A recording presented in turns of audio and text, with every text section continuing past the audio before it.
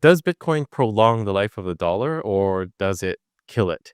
I think it can prolong the life of the dollar a little bit, but ultimately all fiat currencies will fail. And this is just because we will gravitate as a civilization to the hardest form of money and the best form of money.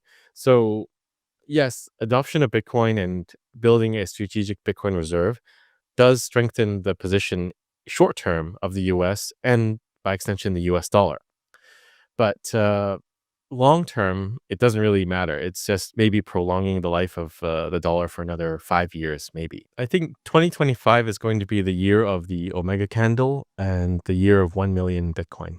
Hyperbitcoinization, which involves Bitcoin replacing existing fiat currencies, is gaining steam. Using Bitcoin as a strategic reserve is a critical component of this strategy. Nations that have Bitcoin in reserve can protect themselves against inflation, currency depreciation, and economic uncertainty, boosting financial stability and security. Bitcoin enthusiasts and experts such as Samson are also exploring this topic, discussing the possibility of Bitcoin reaching $1 million after reaching $100,000, as well as the function of a strategic Bitcoin reserve in minimizing economic disasters. Samson thinks that Bitcoin's price hitting $100,000 is a significant milestone, indicating a psychological barrier that will drive the cryptocurrency's growth. When this threshold is achieved, Mao predicts Bitcoin's price to skyrocket, potentially reaching $1 million.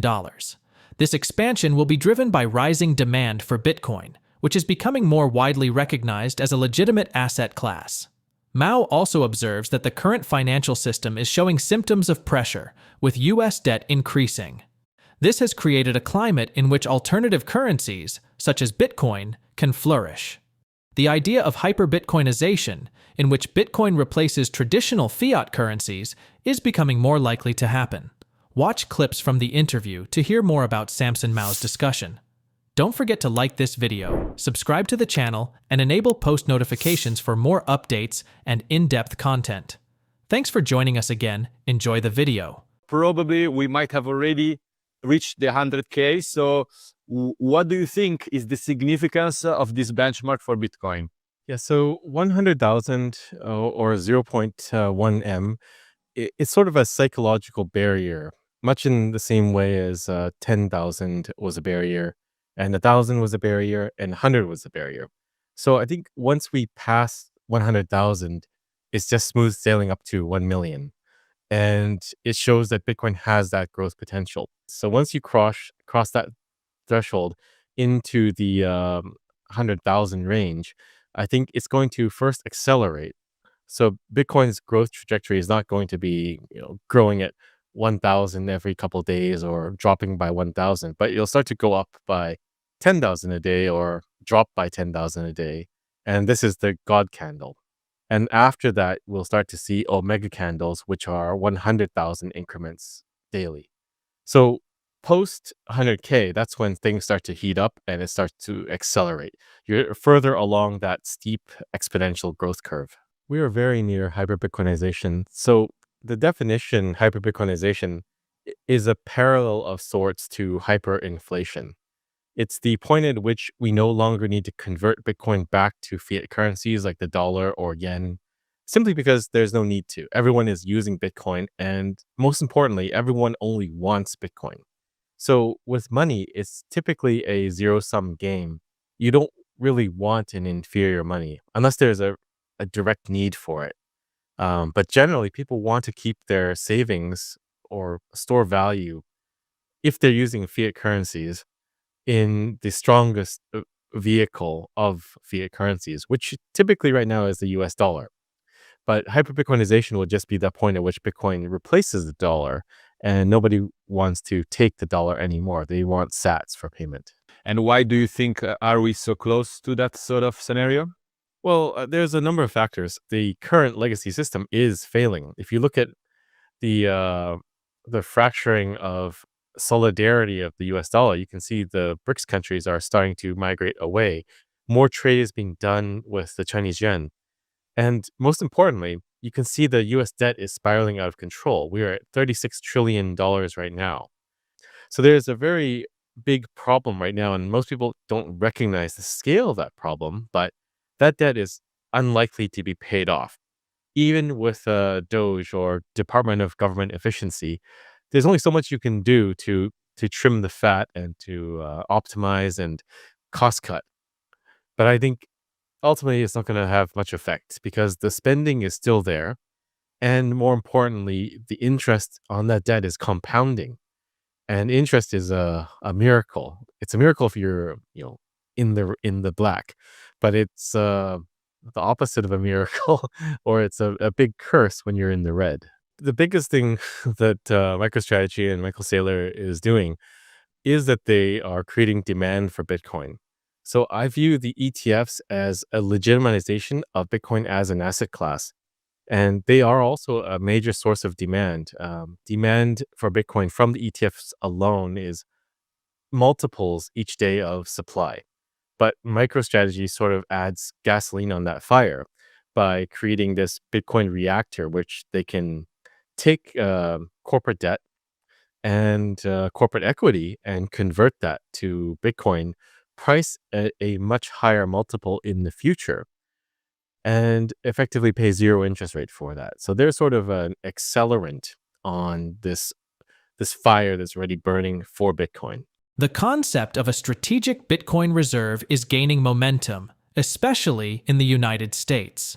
Senator Cynthia Lummis' Bitcoin Act Pro proposes creating a reserve of 1 million Bitcoins to cover a portion of the national debt.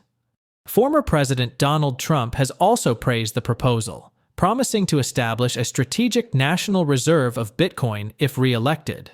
The rationale for this decision is that Bitcoin can act as a hedge against inflation and market volatility. As the United States considers this proposal, other nations are likely to follow suit. El Salvador has already adopted Bitcoin, and other governments may soon follow suit, perhaps leading to a move away from traditional fiat currencies. Let's go back to the interview and watch more clips to gain insights from Samson Mao. I believe the nation state path is also going to follow the same model, both as a reserve asset, but also as a MicroStrategy type play. And I view the Bitcoin bonds that I helped to architect as this sort of MicroStrategy play for nation states. And we do see more and more interest coming back to Bitcoin bonds because it makes perfect sense to issue sovereign debt, which is superior in many ways to corporate debt, to acquire Bitcoin for a strategic reserve or to build a mining operation. Right now, I would say the nation-state Bitcoin developments are very much centered on the U.S., especially with the election of Trump once again, and the talk of creation of this Bitcoin strategic reserve in the U.S. So I think this is a catalyst for more change and more adoption of Bitcoin around the world, simply because most people are looking to follow somebody. They don't really want to be the first. El Salvador was the first nation state to really adopt Bitcoin in a meaningful way. But I think it's a small country and they're not being looked at as the meter stick to measure and to decide what to do, much in the same way as the ETFs. So the ETFs, the US kind of led the way there. Everyone was waiting for approval in the US before they greenlit their own ETFs. And you saw that with the US ETFs coming online and then the Hong Kong ones and then the Australian ones. They're very much watching and waiting.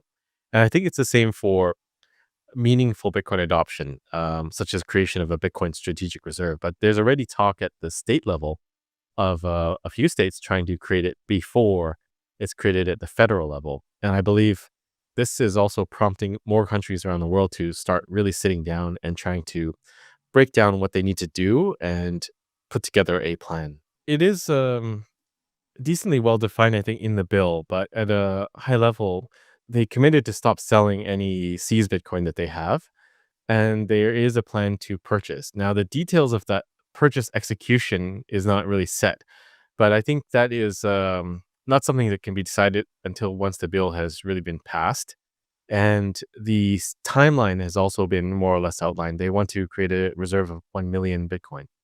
I think Bobby Kennedy was talking about 4 million Bitcoin, but 1 million is still attainable, I think, for the US.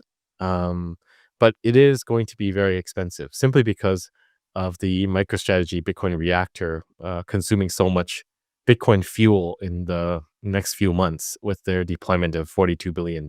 So it remains to be seen at which price the US will buy at and what their average cost will be. But I just know that things are definitely heating up, and it seems like it will happen because it has to happen. And so, what is your time frame for this? When do you expect this bill to be passed into law?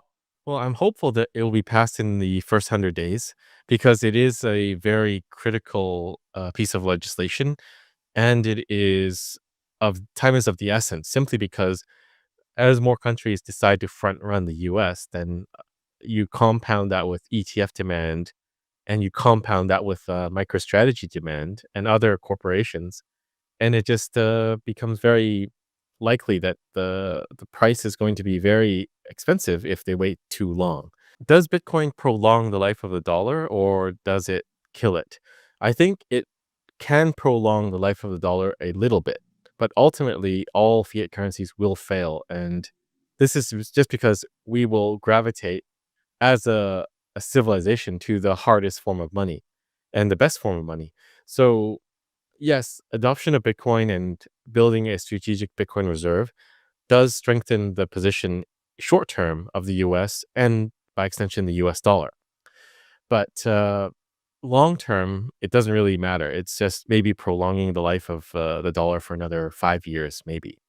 But as the world moves to a Bitcoin standard, you simply just don't want a fiat currency. Meanwhile, Samson Mao's recent Twitter posts show just how optimistic he is about Bitcoin's future. He shared a conversation he had with someone who was mentioned in the Bitcoin white paper. This person is extremely confident about Bitcoin's prospects, thinking that its growth is speeding up faster than ever. They even predict that Bitcoin's price could reach 7 figures next year. Mao warned his followers to be prepared, saying, "You're probably not ready for what's coming. Plan accordingly." Here's what he tweeted. "Jim thinks the dollar will still exist in the future. I think Bitcoin replaces it. So instead of worrying about how many quadrillions the NDX or SPX will be, the question he should be pondering is how many Bitcoin will they be worth. I just got off the phone with someone mentioned in the Bitcoin white paper. He was super bullish and thinks things are accelerating faster than ever. He thinks we might even see 7 figures for Bitcoin next year. You're probably not ready for what's coming. Plan accordingly." Mao also expressed his thoughts on Bitcoin's potential to replace traditional currencies. He disagreed with someone who thought the US dollar would still exist in the future. Instead, Mao believes Bitcoin will take its place. He thinks it's more important to consider how many Bitcoins something will be worth, rather than how many dollars. This shows just how much faith Mao has in Bitcoin's ability to become a widely used currency. Do you think hyperbitcoinization is a realistic possibility? And would you support your country holding Bitcoin as a strategic reserve? Please drop your thoughts in the comments below, share this video, and hit your thumbs on the like button. Thanks for watching, and don't forget to subscribe.